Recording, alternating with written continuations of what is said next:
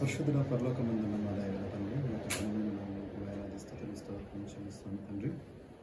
మరి ఆరాధన విషయంలో ఇంతవరకు నాకు తోడుగా ఉండి నడిపించిన విధానాన్ని బట్టి స్తుతులు స్తోత్రం ఉన్నాయన. మా మధ్య నీ ఉండి మహిమ పొందినామని మేము అనుకుంటున్నాం. ఈ సమయంలో కొంతసేపు మీ యొక్క వాక్యాన్ని మేము ధ్యానిస్తుండగా తండ్రి, మేము మాతో మాట్లాడుతున్నప్పుడు ఆసక్తితో వినగలిగే చెవులను మాకు దయచేయండి, గ్రహించే మనసును మాకు దయచేయండి. తద్వారా మా జీవితాలను కట్టుకునే భాగ్యం దయచేయండి. వందనాలు. ఆయన అనేక గొప్ప కార్యాలు నీ భక్తుల ఎడల మేము జరిగించావు ప్రభా. వారిని బట్టి మేము సంతోషిస్తున్నాం. వారిని బట్టి మా జీవితాలను కూడా సరిచేసుకునే మరి యొక్క అవకాశాన్ని మాకు దయచేస్తున్నాను. చెల్లిస్తున్నాను ప్రభా. మరి శక్తి కలిగిన వాక్యాన్ని పలకడానికి, మరి ఇక్కడ నిలబడడానికి నాకు శక్తి చాలదు కనుక నేను పరిశుద్ధాత్మదేవ నాకు సహాయం చేసి నిలబెట్టి నన్ను మాట్లాడించమని వేడుకుంటూ యేసుక్రీస్తు నామములో కృతజ్ఞతాస్తుతులు సమర్పించి ప్రార్థన వేడుకుంటున్నాను తండ్రి. ఆమేన్. ఓకే, మరొకసారి దేవుడు నాకు ఇచ్చిన ఈ యొక్క గొప్ప సమయాన్ని బట్టి దేవాది దేవునికి యేసు క్రీస్తు ద్వారా నేను కృతజ్ఞతాస్తుతులు చెల్లిస్తున్నాను. నేను యోబు గురించి ఎందుకో మళ్ళీ ధ్యానించాలి అని చాలా ఆసక్తి ఉంది. యోబు జీవితంలో దేవుడు చేసిన కార్యాలను వింటుంటే చాలామంది దేవుని సేవకులు చెప్తుంటే చాలా అద్భుతంగా అనిపించింది. నేను కూడా చదవడం మళ్ళీ మొదలుపెట్టిన. అయితే నేను కూడా కొన్ని సంగతులు మీతో పంచుకోవాలని ఆశ కలిగిన. అయితే చూద్దాం. చాలా అధ్యాయాలు ఉన్నాయి, చాలా వచనాలు ఉన్నాయి, కానీ సమయం సరిపోదు. నేను ప్రిపేర్ అయిన ఈ సబ్జెక్ట్ కనీసం ఒక 3 గంటలని ఉంటుంది. కనీసం 3 గంటలు ఉంటుంది. అయితే నేను హాఫ్ అన్ అవర్లో ముగించే ప్రయత్నం చేస్తాను. హాఫ్ అన్ అవరే నాకు ఇచ్చింది, కూడా హాఫ్ అన్ అవరే కాబట్టి నేను ట్రై చేస్తాను. మీరేం బాధపడద్దు. అయితే మీకు ఒక మనవి ఏంటంటే, మీరు ఏ పని ఉన్నా కూడా పక్కకు పెట్టేసి కొంచెం ఆసక్తిగా వినాలని నేను కోరుకుంటున్నా. This is my humble request. చాలా నేను వినయంతో మిమ్మల్ని కోరుకుంటున్నా. మీరు చాలా చక్కగా వాక్యాన్ని వినాలని. మనకు ఈ లోకంలో వాక్యం తప్ప మనల్ని ఏది బ్రతికించదు కదా. సో నేను మిమ్మల్ని రిక్వెస్ట్ చేస్తున్నా. సరే, యోబు 1వ అధ్యాయము.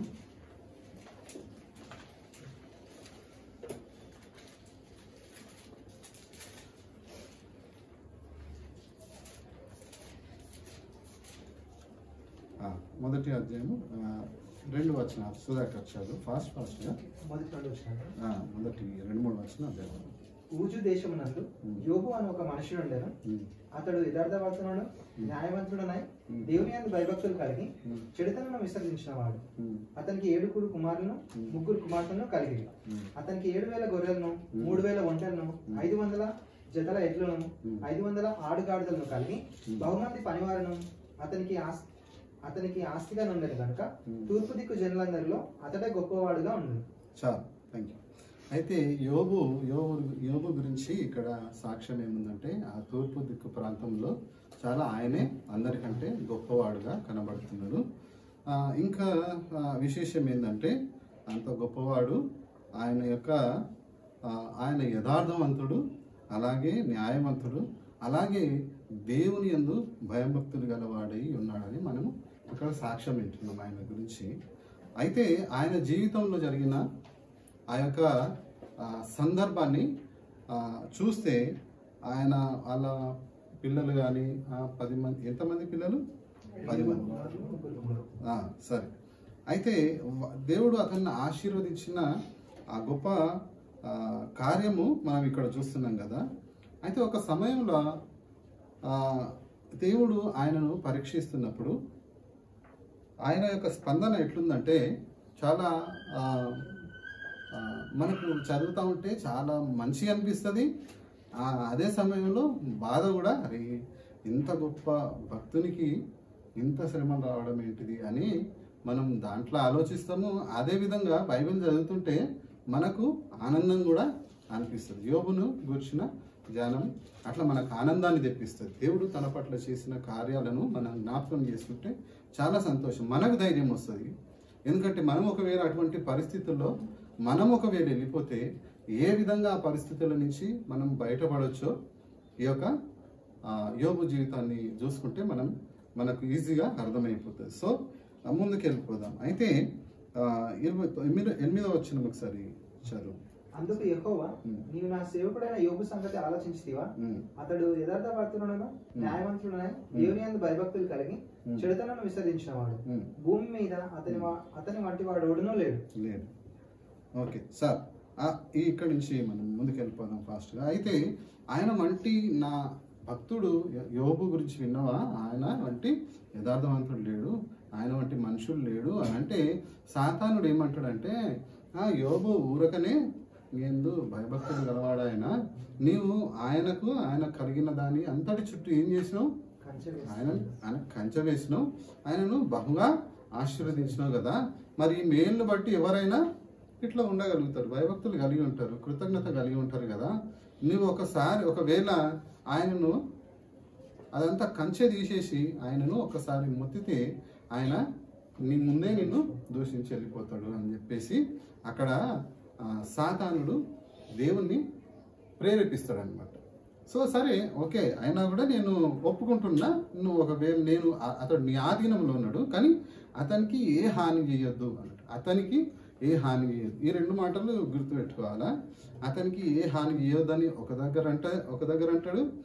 తర్వాత మళ్ళొకసారి ప్రేరేపించినప్పుడు అతని ప్రాణాన్ని ముట్టొద్దు అని అంటాడు. అతన్ని నీ వశంలో ఉంచేసిన, కానీ అతని ప్రాణాన్ని మాత్రం నా అధీనంలో ఉంటుంది, అతని ప్రాణానికి హాని చేయొద్దు అని 2 సార్లు అన్నట్టు. అన్నాక సాతాను పోయి సాతాను దుష్టుడు పోయి ఆయనను హింసిస్తాడు, ఆయనకు చాలా నష్టం తెచ్చేస్తాడు. అయితే 4 వస్తారు ఆయన పనివారు, ఆయన కలిగిన ఆస్తి అంతటిలో 4 వ్యక్తులు అక్కడ ఆయనకు ఒక సమాచారాన్ని తెస్తారు, ఆయనకు బాధ కలిగించే, ఆయన వినకూడని ఒక సమాచారాన్ని తెస్తారు ఒక దినాన. అయితే అది ఏంటంటే, ఫస్ట్ నువ్వు ఆయనకు సమాచారం తీసుకొచ్చిన వ్యక్తి మొదటి ఏమంటుండంటే 14 వచ్చిన, ఎద్దులు నాగలి దున్నుచు గాడిదలు వాటి సమూహంలో మేయిచుండగా షెబాయీయులు వాటి మీద పడి వాటిని పట్టుకొని పోయి ఖడ్గంతో పనివారిని చంపిరి. ఇది తెలియజేయడానికి నేను వచ్చిన.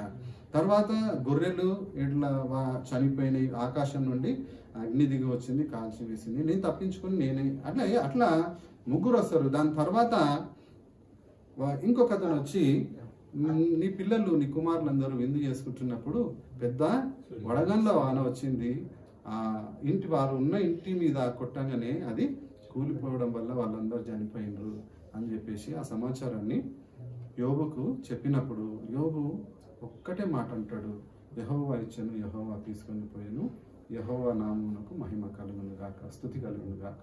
ఈ మాట ఎందుకు అంటుండో ఇది మనం ఆలోచించాలి. యెహోవా ఇచ్చెను, యెహోవా తీసుకొని పోయాను అనే మాట ఆయన నోటికి ఎందుకు వచ్చింది అనేది ఇక్కడ ప్రశ్న. ఎందుకంటే ఒక వ్యక్తి మీద ఇంత దాడి జరగడము, ఒక దేశం మీద జరుగుతున్నట్టు ఒక వ్యక్తి మీద దాడి జరగడము ఇది అసంభవం. ఒక దేశాన్ని ఇంకొక దేశము, ఒక బలమైన దేశము ఇంకొక బలహీనమైన దేశాన్ని కూడా ఈ విధంగా దాడి చేసి నష్టపరచదు. ఇది ఎవరికి సాధ్యం కాదు. కాబట్టి ఆయన అన్న మాట సత్యమే, యెహోవా ఇచ్చాను, యెహోవా తీసుకుని పోయాను. ఇటువంటి భయంకరమైన దాడి దేవుడు తప్పితే ఈ లోకంలో ఎవరు చేయలేరు. ఇంత నష్టం, ఒకవేళ నష్టం చేయాలనుకుంటే దేవుడు చేసిన నష్టము ఇట్లుంటుంది. ఒక్కటే దినంలా ఇంత నష్టం జరగడం ఏంది అనేది ఒకసారి మనం ఆలోచించాలి. ఒకటే దినంలా ఒక వ్యక్తికి ఇంత నష్టం ఎట్లా జరుగుతుంది? ఎవరు చేయగలరు ఆ నష్టం కదా? మనం ఆలోచించాలి కదా. అందుకనే అంటున్నాడు, యెహోవా ఇచ్చాను, యెహోవా తీసుకొని పోయాను, యెహోవా నామమునకు స్తుతి కలుగును గాక. ఇది చాలా మంచి మాట. ఇది తర్వాత ఆయన ఇక్కడ మాట ఆయన నోటి మాటతో కూడా ఆయన తప్పు చేయలేదని ఉన్నప్పటికీ దాని తర్వాత ఆయన మాట్లాడుతుంటే చాలా ఆయన ఒకసారి కృంగిపోయినట్టు, ఇంకొకసారి ఆయన నామమును బట్టి ధైర్యం తెచ్చుకున్నట్టు చాలా మాటలు ఉంటాయి. అయితే ఈ సంగతి తెలుసుకున్న అతని స్నేహితులు వచ్చి అతన్ని ఓదార్చడానికి చాలా దూరదేశాల నుండి తిరిగి వచ్చి ఆయన దగ్గరికి పోయి దూరం నుండి ఆయనను చూసి ఏడుస్తారంట. ఎట్లా తల మీద ధూళి వేసుకొని, అయ్యో యోబు, నువ్వు ఈ పరిస్థితికి దిగిపోయినావా, ఇటువంటి పరిస్థితి నీకు వస్తుందని మేము ఎప్పుడు ఊహించలేదు, మేము కానీ చూస్తున్నాము కళ్ళారా నీ పరిస్థితి అని చెప్పేసి 7 రోజులు అతనితో పాటు ఏం మాట్లాడక అట్లనే కూర్చుండిపోయినట్ట. స్నేహితులకు కూడా అటువంటి అనుభవమే వచ్చేసింది. అక్కడ యోబు బాగాలేడంట, యోబు పరిస్థితి బాగాలేదంట అంటే ఏదో అనుకొని వచ్చిండ్రాలు కానీ వాళ్ళ ఊహకు అందలేదు. యోబు ఇటువంటి స్థితిలోనికి వెళ్ళిపోయిందా అని వాళ్ళు చాలా బాధపడుతుంటారంట, చాలా ఏడుస్తుంటారంట. కానీ తర్వాత జరిగిన సంభాషణ, వాళ్ళ నలుగురి మధ్యలో ఉన్న సంభాషణ ఎట్లుంటుందంటే, దేవుడే నాకు అన్యాయం చేసిండు అని యోబు వాదిస్తుంటాడు. కాదు, నువ్వు చేసిన పాపం వల్లనే నీకు ఇది వచ్చిందని ముగ్గురు స్నేహితులు వాదిస్తుంటారు కదా. అట్లా అయితే వీళ్ళు ఆదరించనీకి వచ్చిండ్రా, లేకపోతే వారి మాటల చేత బాధించడానికి వచ్చిండ్రా అనేది మనం ఆలోచించాలి కదా. కొన్ని మాటలు ఉన్నాయి, మనం చూసుకుందాం. 4వ అధ్యాయము 3వ అధ్యాయంలో యోబు ఆ పరిస్థితిని చూసి తన పుట్టిన దినాన్ని శపించుకుంటాడు ఆ 3వ అధ్యాయంలో.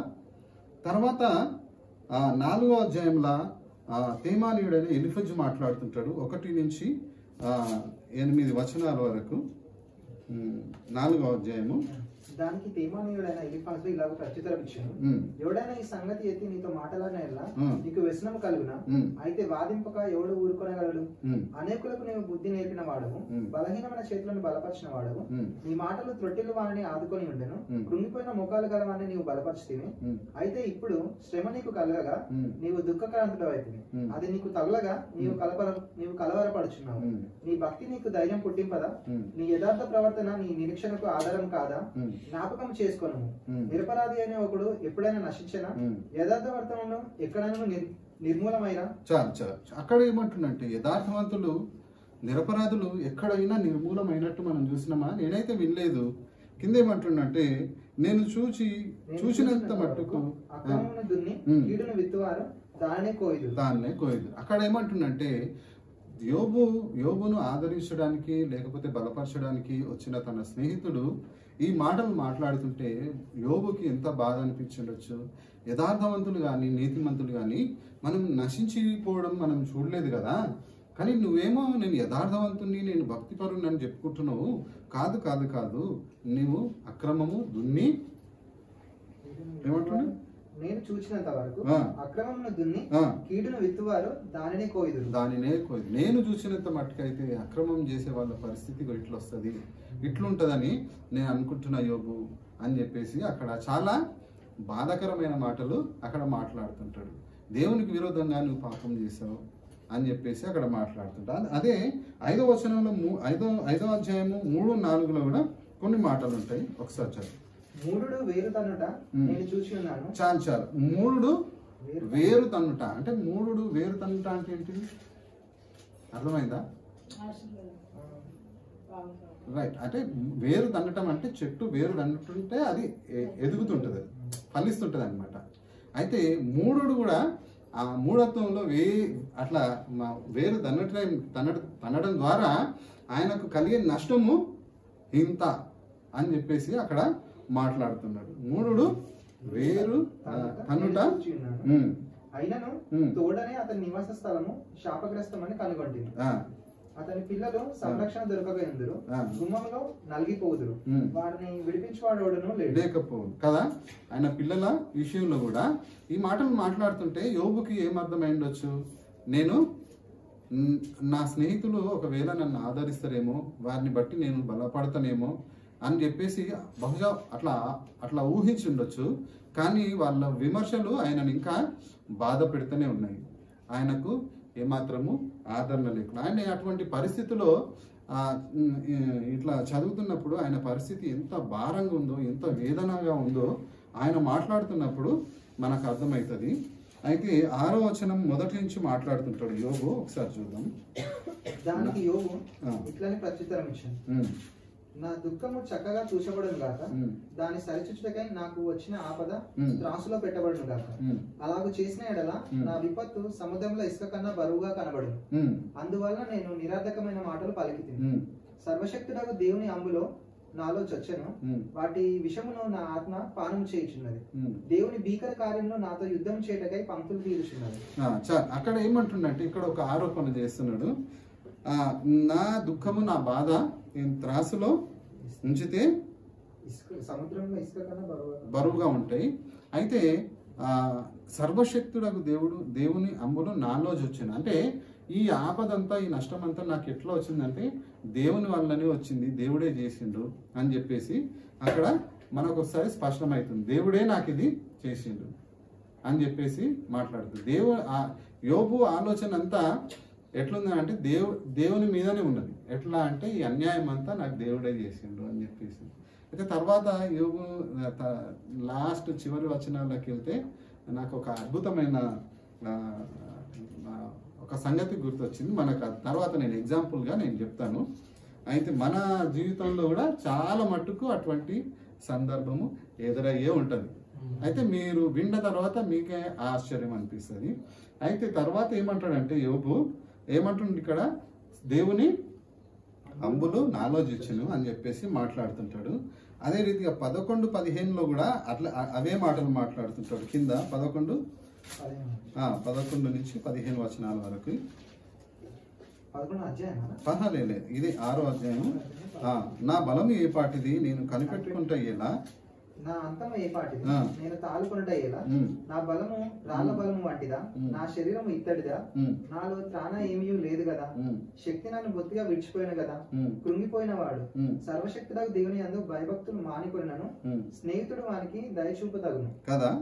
సర్వశక్తి అక్కడ ఏమంటాడంటే, సర్వశక్తుడకు దేవుని యందు భయభక్తులు మానికొనినను స్నేహితుడు దయ చూపాలి కదా. ఎటువంటి మాటలు ఎట్లా మాట్లాడతారు స్నేహితులు కదా. మీ స్నేహితులు ఎవరు ఎప్పుడన్నా అట్లా ఉన్నప్పుడు మీరు ఇటువంటి మాటలు మాట్లాడిందా? ఆదరించడానికి ఏం కాదులే, దేవుడు చూసుకుంటాడులే, దేవుడే చక్కబెడతాడులే మన పరిస్థితులను అని చెప్పేసి మనం మాట్లాడతాం కదా.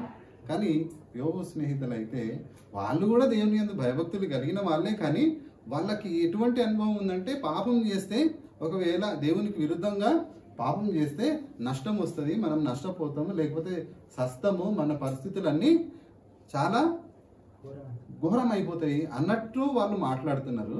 అయితే కాదు, లేదు, నేను పాపం చేయలేదు, నేను ఎటువంటి దుష్కార్యం నేను చేయలేదు, నేను నా దేవుని యందు భయభక్తులే కలిగి ఉన్నా, కానీ ఈ అన్యాయం అయితే దేవుడే నాకు చేసిండు అన్నట్టుగా చాలా ఆరోపణలు యోబు చేస్తుంటాడు. అలాగే ఇంకా ముందు చాలా వచనాలు కూడా అదే అంటుంటాడు. 7వ వచనం 3-4 కూడా చూద్దాం ఒకసారి. 7వ అధ్యాయము 3-4. ఆశలైతే జరుగు నెలను నేను చూడవలసి వచ్చాను, ఆయాసంతో కూడిన రాత్రులు నాకు నియమింపబడి ఉన్నవి. నేను పండుకున్నప్పుడెల్లా ఎప్పుడు లేచదనా, రాత్రి ఎప్పుడు గతించినా అని అనుకున్నాను. తెల్లవారు వరకు ఇటు అటు పొర్లుచు ఆయాసపడుతుంది. అక్కడ ఏమంటుందంటే, నా బాధ ఎంత విస్తారంగా ఉందంటే, ఆశ లేకయే జరుగు నెలలు నేను చూడవలసి వచ్చాను, ఆయాసంతో కూడిన రాత్రులు నేను చాలా గడిపిన. అయితే నేను పండుకున్నప్పుడెల్లా ఎప్పుడు తెల్లారుతుందా, నేను ఎప్పుడు పగల్ని చూస్తానా అనే ఒక ఆశ ఉన్నప్పటికీ ఇట్లా అనుకుంటుంటే, నేను ఎప్పుడు తెల్లారుతుందా, నేను ఒకవేళ ఈ రాత్రి చనిపోతానా అనే భయం నాకు ఉండి, నేను ఎప్పుడు తెల్లారుతుందా అన్నట్టు నేను చూస్తుండేవాడిని. అయితే నువ్వేం చేస్తున్నావు అంటే, నేను మంచం మీద పడుకున్నప్పుడు అది చాలా మంచి మాట ఉన్నది. ఒకటి 12వ వచనం నుంచి చూడు, 12వ వచనంలో, నేను ఒక సముద్రంలోని భుజంగమున నీవెందుకు నా మీద కావలి ఉంచదవు, నా మంచము నాకు ఆదరణ ఇచ్చును, నా పరుపు నా బాధకు ఉపశాంతి ఇచ్చునని నేను అనుకునగా, నీవు స్వప్నంల వలన నన్ను బెదిరించదవు, దర్శనంల వలన నన్ను భయపెట్టదవు. చాలు అక్కడ ఏమంటున్నానంటే, నేను పండుకున్నప్పుడు నేను ఎప్పుడు తెల్లారుతుందని నేను ఆలోచించుకుంటున్నప్పుడు, ఒకవేళ నేను ఆలోచించుకుని నేను నా కన్నిట్లో ఒకవేళ నిద్రపోయినట్టు నా కన్ను మూసుకుంటున్నప్పుడు, నీవు నన్ను ఏం చేస్తున్నావు దేవా అంటే, నాకు స్వప్నం పుట్టించి నన్ను భయపెడుతున్నావు అని చెప్పేసి ఇక్కడ మాట్లాడుతుంది. నీవెందుకు నా మీద కావలించదవు, నా మంచము నాకు ఆదరణ ఇచ్చును అన్న సమయానికి నువ్వేం చేస్తున్నావు అంటే నీవు స్వప్నం చేత నన్ను భయపెట్టిస్తున్నావు, కళల చేత నన్ను చాలా బాధ పెడుతున్నావు. నేను ఒక్కోసారి మనం అంటారు కదా, గడుచుకున్నామని అంటారు కదా, ఇట్లా చిన్నపిల్లలు ఆ స్వప్నాలు ఎప్పుడన్నా వచ్చినప్పుడు భయపడి ఇట్లా లేస్తారు. అటువంటి పరిస్థితి యోబు జీవితంలో ఉన్నది. చాలా మాటలు ఇటువంటి అయినా రాస్తున్నాడు. అయితే ఇటువంటి పరిస్థితులు రావడానికి కారణం దేవుడైనా మీరేమంటారు? ఒకవేళ మీకేం ఆలోచన వచ్చింది? దేవుడైనా యోబు విషయంలో దేవుడే చేసిండా, లేకపోతే దేవుని దగ్గర నుంచి సాతాను చేసిందా? నేను జస్ట్ మీరు ఆలోచించుకోండి. అయితే తర్వాత నేను ఇట్లా ఆలోచించి మాట్లాడుతున్నప్పుడు ఆయన 23వ అధ్యాయానికి వచ్చేసరికి ఆయన మళ్ళీ ఇంకా వేరే కొన్ని డిఫరెంట్ మాటలు మాట్లాడుతుంటాడు.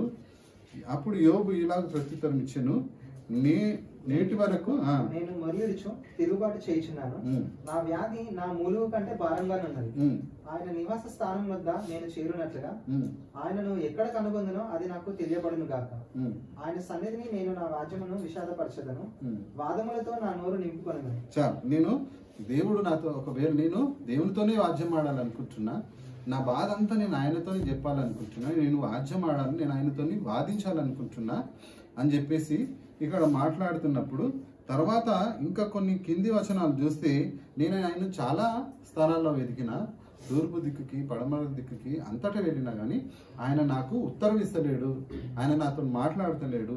నేను దక్షిణ దిశకు కూడా వెళ్తున్నా, దక్షిణ దిశ వైపు ఆయన తన ముఖమును చాటేస్తున్నాడు, నేను ఆయనను కనుగొనలేను అని చెప్పేసి అక్కడ మాట్లాడుతూ ఆయనకు పూర్వపు దినాలు జ్ఞాపకం వచ్చినాయంట. ఆ పూర్వపు దినాలలో నేను ఒకవేళ నా పూర్వపు దినాలు తిరిగి నాకు వస్తే ఎంత మేలు అని చెప్పేసి అక్కడ రాస్తున్నాడు. అదేంటంటే 29వ అధ్యాయంలో చూస్తే ఆయన చేసిన గొప్ప పనులు ఆయన జ్ఞాపకం చేసుకుంటుంటాడు. చూద్దాం ఒకసారి. పూర్వకాలం ఉన్నట్టు నేను పూర్వకాలం ఉన్నట్లు నేనున్న ఎడల ఎంతో మేలు, దేవుడు నన్ను కాపాడుచున్న దినములలో ఉన్నట్లు నేనున్న ఎడల ఎంతో మేలు. అప్పుడు ఆయన దీపము నాకు తలకు పైగా ప్రకాశించెను, ఆయన తేజము వలన నేను చీకటిలో తిరుగులాడుచుంటిని. చాలా వచనాలు ఉన్నాయి. అయితే నా సంగతి 10వ వచనం నుంచి 10వ వచనం, ప్రధానులు మాటలాడక ఊరుకునేది, వారి నాలుక వారి అంగిలకు అంటుకొనను. నా సంగతి చెవినబడిన ప్రతివాడు నన్ను అదృష్టవంతునిగా ఎంచను, నేను కంటబడిన ప్రతివాడు నన్ను గూర్చి సాక్ష్యం ఇచ్చాను. ఏలైనగా మొరపెట్టిన దీనులను, తండ్రి లేని వారిని, సహాయం లేని వారిని నేను విడిపించి తిని, నశించుటకు సిద్ధమై ఉన్న వారి దీవెన నా మీదకి వచ్చాను. విధవరాల హృదయంలో సంతోషపెట్టి తిని, నేను నీతిని వస్త్రంగా ధరించుకొని ఉంటిని కనుక అది నన్ను ధరించను. నా న్యాయ ప్రవర్తన నాకు వస్త్రమును పాగయు ఆయన.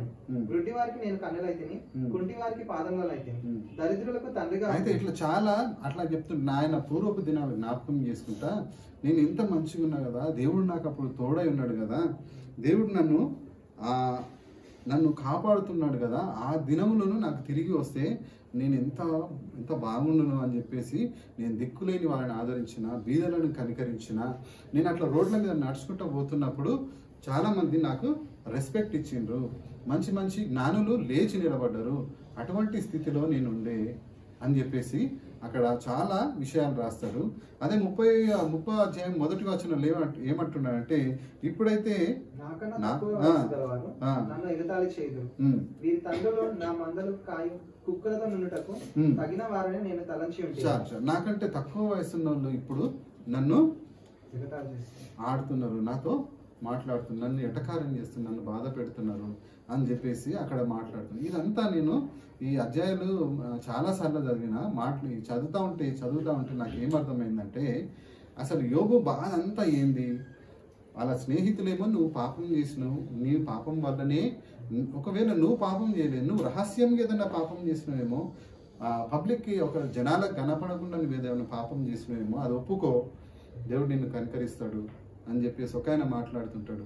ఇంకొక ఆయన ఏమంటాడు అంటే, నీ పాపం నువ్వు నీ కుమారులు చేసిండ్రేమో ఒకసారి కనుక్కో, ఆ పాపం నీ మీదకి ఇట్లా వచ్చింది, యథార్థవంతుడు ఇట్లా కాడు, ఇటువంటి పరిస్థితులు రావు అని ఇట్లా చాలా ఈ ముగ్గురు కూడా వారి టైం వచ్చినప్పుడు ఆయనను విమర్శిస్తూ ఉంటారు. సో యోబు లేదు లేదు లేదు, నేనైతే యథార్థంగానే ఉన్నా, నేను నీతినే అనుసరించిన, కానీ దేవుడు నాకు అన్యాయం చేసిండు అని చెప్పేసి అక్కడ దేవుడు అన్యాయం చేసిండు అని ఇట్లా మాట్లాడడం వల్ల యోబు ఉద్దేశం ఏంది అని చెప్పేసి చాలా ఆలోచిస్తున్నప్పుడు, మీరు ఎప్పుడన్నా రాజును నాకు కూడా అటువంటి అనుభవం ఉంది. నువ్వు ఒకవేళ రాజు మీ పాపను కొట్టినవనుకో, లీసాను కొట్టినవనుకో, ఒక చెంప మీద కొట్టేసినవనుకో, అయితే ఆమె ఏం చేస్తుంది? ఏడుస్తుంది బాగా కదా, ఏడుస్తున్నాక మనం ఏం చేస్తామంటే, కొంతమంది మనం చూసినాము, వాళ్ళు ఎవరు తీసుకున్నా పోరు వాళ్ళ దగ్గర, ఎవరన్నా తీసుకొని రాదు, వాళ్ళు అలిగి అక్కడ కూర్చుంటారు, ఏడుస్తుంటారు.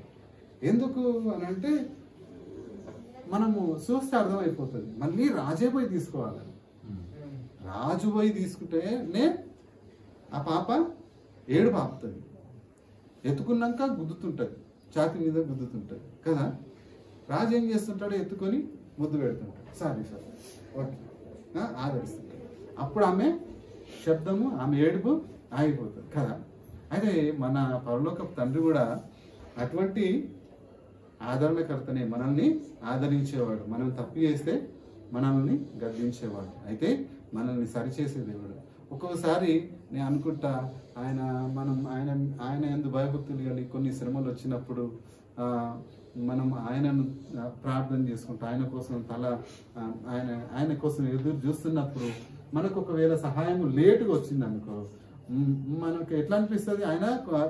ఆయన ఏం చేస్తాడంటే నవ్వుకుంటాడేమో, అట్లా వాడు చూడు నా కోసం ఎట్లా ఎదురు చూస్తున్నాడు అని చెప్పేసి అటువంటి ఫీలింగ్ నాకు కూడా వచ్చింది.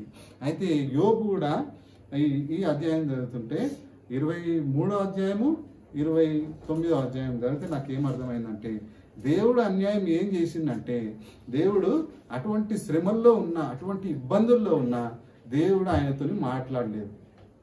అదే అన్యాయం అయిపోయింది యోబుకైతే, అదే అన్యాయం అయిపోయింది. నాకైతే చాలా బాధ అనిపించింది నిజంగా. యోబు బాధ ఇది కాదు, దేవుడు సరే నేను ఇంత భక్తిపరుని, నేను దేవుని యందు భయభక్తులు కలిగిన, కానీ నా దేవుడు నేను పడమటి దిక్కు పోయినా, ఉత్తరం దిక్కు పోయినా, అన్ని తిరిగినా ఆయన దక్షిణపు దిక్కు తన ముఖాన్ని పెట్టుకున్నాడు, నన్ను చూస్తలేడు. నాకు ఇటువంటి స్థితిలో దేవుడే కదా నన్ను రక్షించాలి, ఆ దేవుడే నన్ను వదిలిపెడితే నా పరిస్థితి ఎట్లా అని చెప్పేసి అక్కడ మాట్లాడి పూర్వం ఉండిన స్థితి నాకు వస్తే బాగుంటుంది కదా అని చెప్పేసి అక్కడ జ్ఞాపకం చేసుకుంటాడు అనమాట. సో మనం కూడా మన జీవితాలలో ఇక సబ్జెక్ట్ చాలా ఉంది కానీ నేను ముగించేస్తా 2 నిమిషాలలో. సో మనం కూడా మన పరిస్థితులు ఒకసారి మంచిగా ఉండొచ్చు, చెడ్డగా ఉండొచ్చు, కానీ దేవుని ఒక అనుమతి లేనిది మన పరిస్థితులు ఏవి మారవు, అది మాత్రం గుర్తుపెట్టుకోండి. సో దేవుడు మనల్ని ఆదరిస్తాడు. మనం కష్టం రాగానే ఆ కష్టాలలో దావీదు అంటాడు కదా, నేను శ్రమనందియుడుట నాకు బహుమేలాయను, ఎందుకంటే నా దేవుని గొప్పతనము నాకు తెలిసింది. ఆయన ఎటువంటి స్థితిలో నుండి కూడా నన్ను విడిపించగల శక్తిమంతుడని నాకు అర్థమైంది. నేను గొప్ప దేవుని కలిగి ఉన్నా, ఆయనకు అసాధ్యమైంది లేదు. యోబు గారి జీవితంలో కూడా దేవుడు అదే కార్యం చేస్తున్నాడు, ఆయనతో మాట్లాడుతున్నాడు. ఎన్ని ప్రశ్నలు వేసినా యోబు తీరా దేవుడు వచ్చి అతనితో మాట్లాడుతున్నప్పుడు, లే యోబు, నువ్వు ఎందుకు ఇట్లా నిరర్థకమైన మాటలు మాట్లాడుతున్నావు, ఏంది నేను అడుగుతున్న ప్రశ్నలకు సమాధానం చెప్పగలవా అని చెప్పేసి 38వ వచనం నుంచి చాలా ప్రశ్నలు వేస్తాడు. ఆ క్వశ్చన్ మార్క్స్ దేవుడు వేసిన ఆ క్వశ్చన్ మార్క్స్ కనీసం దాదాపు 87 దాకా ఉన్నాయి. నేను లెక్క పెట్టిన ఇట్లా క్వశ్చన్ మార్క్స్ ఉన్నాయి, 87 దాకా ఆయన వేసినాను. నేను భూమికి పునాది వేసినప్పుడు, నేను ఇవంతా సృష్టించినప్పుడు నువ్వు ఎక్కడున్నావు చెప్తావా అని అంటే ఆయన ఏమంటుండంటే, నేను చిత్తగించుము, నేను నీచుడను, నేను నీకు ఏమని ప్రత్యుత్తరం ఇచ్చేదను, నేను నా నోటి మీద నా చేతిని ఉంచుకున్నాను, ఒక మారు మాటలాడి తిని నేను మరలా నోరెత్తను, 2 సార్లు మాటలాడి తిని ఇకనూ పలకను అని చెప్పేసి అక్కడ ఆదరింపబడ్డాడు. దేవుడు తనతో మాట్లాడుతున్నప్పుడు ఆయనకు ధైర్యం వచ్చేసింది. చిత్తగించు, నువ్వు నాతో మాట్లాడినావు చాలు కదా, నాకు ఇక అది ఎంత బాధనన్నా కానీ నేను భరిస్తా, నువ్వు నాతో మాట్లాడినావు కాబట్టి నాకు ఇది చాలు. అవును, నేను ఎంతటి వాడిని, నేను ఏ పాటి వాడిని, నేను ఇక ఒకసారి మాట్లాడినా, 2 సార్లు మాట్లాడినా, ఇక నేను మాట్లాడా అని చెప్పేసి అన్నాక కూడా తర్వాత కూడా దేవుడు తనతో మాట్లాడుతున్నప్పుడు చాలు దేవా అని 42వ వచనంలో కూడా మాట్లాడుతున్నాడు. నీవు సమస్త క్రియలను చేయగలవనియు, నీవు ఉద్దేశించినది ఏదియో నిష్ఫలము కానేరదనియు నేను ఇప్పుడు తెలుసుకుంటుని. జ్ఞానము లేని మాటల చేత ఆలోచనను నిరర్ధకం చేయవిడెవడు. అలాగున వివేచన లేని వాడనైన నేను ఏమియో నెరగక నా బుద్ధికి మించిన సంగతులను గురించి మాట్లాడుతుంది. నేను మాట్లాడగోరుచున్నాను, దయచేసి నా మాట ఆలకింపుము. ఒక సంగతి నిన్ను అడిగేదను, దానిని నాకు తెలియజెప్పుము. వినికిడి చేత నిన్ను గూర్చిన వార్త నేను వింటిని, అయితే ఇప్పుడు నేను కళ్ళార నిన్ను చూస్తున్నాను అని చెప్పేసినాడు. కావున నేను అసహించుకొని నువ్వు నాతో మాట్లాడుతున్నప్పుడు నీ నీతి కలిగిన మాటలు, నీ దయ కలిగిన మాటలు నేను వింటున్నప్పుడు నా మీద నాకే అసహ్యం పుట్టించింది. పుడుతుంది దేవా, నన్ను క్షమించు. నేను నా బుద్ధికి మించిన మాటలు మాట్లాడినా కాబట్టి దయతో నన్ను క్షమించు. నా మీద నాకు అసహ్యం వేస్తుంది అని అక్కడ యోబు మాట్లాడుతున్నప్పుడు దేవుడు ఆయనతో మాట్లాడతాడు. ఆయన స్నేహితులను గద్దిస్తుంటాడు. మీరు నన్ను గూర్చిన మాటలు యోబు పలికినట్టు మీరు పలకలేదు కాబట్టి నా ఉగ్రత మీ మీదకి వస్తుంది. ఎందుకంటే యోబుకు ఒక సంగతి తెలుసు, పాపాత్ములే నిర్మూలం అయిపోతారు, పాపం చేసిన వాళ్ళే ఒక రాత్రిలో వాళ్ళు ఉండకుండా వెళ్ళిపోతారు. కానీ నేను దేవుని యందు భయభక్తులు గలవాడను, నీతిని న్యాయాన్ని అనుసరించి నడుచుకున్న వాడను, నేను యథార్థవంతుణ్ణి. ఒకవేళ నేను పాపం చేస్తే దేవుడు నాకు ఈ పరిస్థితి తీసుకురాడు, కానీ ఒక అవకాశం ఇస్తాడు కదా. పాపులకే ఆయన ఎన్నో అవకాశాలు ఇస్తున్నాడు. అటువంటిది నేను యథార్థవంతుడను కదా, నాకు ఒక్క అవకాశం ఇయ్యడా? వీళ్ళు ఇట్లా మాట్లాడుతున్నారు ఏంది? నేను పాపం చేసినా కాబట్టి నాకు ఈ పరిస్థితి వచ్చిందని వీళ్ళు ఇట్లా మాట్లాడుతున్నారు ఏంది? కాదు కదా, నాకు అటువంటి అవకాశం దేవుడు ఇస్తాడు కదా, నన్ను నేను సర్చ్ చేసుకునే అవకాశం దేవుడు నాకు ఇస్తాడు కదా అని చెప్పేసి అక్కడ యోబు గారు మాట్లాడుతున్నట్టు, ఆయన ఆలోచిస్తున్నట్టు నాకు అర్థమైంది. కాబట్టి దేవుడు కూడా ఏమంటున్నాడంటే, మీరు యోబు మాదిరిగా మీరు మాట్లాడలేదు కాబట్టి నా ఉగ్రత మీ మీదకి వస్తుంది. యోబు ప్రార్థన చేస్తేనే తప్ప నేను మీ గురించి ఆయన ప్రార్థన చేయాలి కాబట్టి అని చెప్పేసి అక్కడ ఆయన కొన్ని చెప్తాడు. కొన్ని చెప్పిన తర్వాత యోబు బలి ఇచ్చి ఆయనకు ప్రార్థన చేసి వాళ్ళ క్షమాపణ కోసం ప్రార్థన చేసిన తర్వాత దేవుడు తనను ఆశీర్వదించిన క్రమము చాలా గొప్పగా ఉంటుంది. కాబట్టి మనం మన జీవితాల్లో కూడా మంచి పరిస్థితి ఉంటుంది, చెడ్డ పరిస్థితి ఉంటుంది. ఇప్పుడు మనము ఇక్కడ ఉన్నాము, ఇక్కడ అందరం సమానమే. ఓకే, ఇక్కడ అందరం సమానమే. ఒకవేళ మనం బయటికి వెళ్ళిపోయినాం అనుకోండి, ఇప్పుడు నేను ఒక స్టేజ్లో ఉంటాను. ఇప్పుడు గవర్నమెంట్ ఎంప్లాయీ మహేష్ లెక్క ఇంకొక స్థానం అయినది, ఆయన ఇంకా ప్రమోషన్ ఇంకా పెరిగిపోతుండొచ్చు, లేకపోతే నువ్వు ఇంకేదన్నా చిన్న వర్క్ అక్కడ చేసుకుంటుండొచ్చు. కానీ మనం దేవుని ఇంటిలోనికి వచ్చినాక ఆడ వ్యత్యాసం ఉండదు. కానీ ఆయన వారికి ఒక్కొక్క పని అప్పగించండు. ఆ పనిలో మనమందరము, ఎందుకంటే మన అప్పగించిన పనిని నమ్మకంగా యథార్థంగా మనం సాగించినప్పుడు ఆయన మన జీవితాల్లో 2 అంతులు కాదు 10 అంతులు మేలు చేసే దేవుడు కనుక ఈ మాటలను జ్ఞాపకం చేసుకుందాం.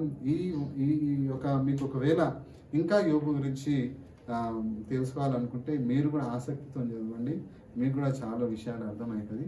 కాబట్టి నాకు ఇచ్చిన ఈ సమయాన్ని బట్టి మరి పాస్టర్ గారు కూడా ఉన్నారు, టైం అయిపోయింది. So thank you. దేవుడు తన వాక్యాన్ని దీవించి ఆశీర్వదించిన గాక.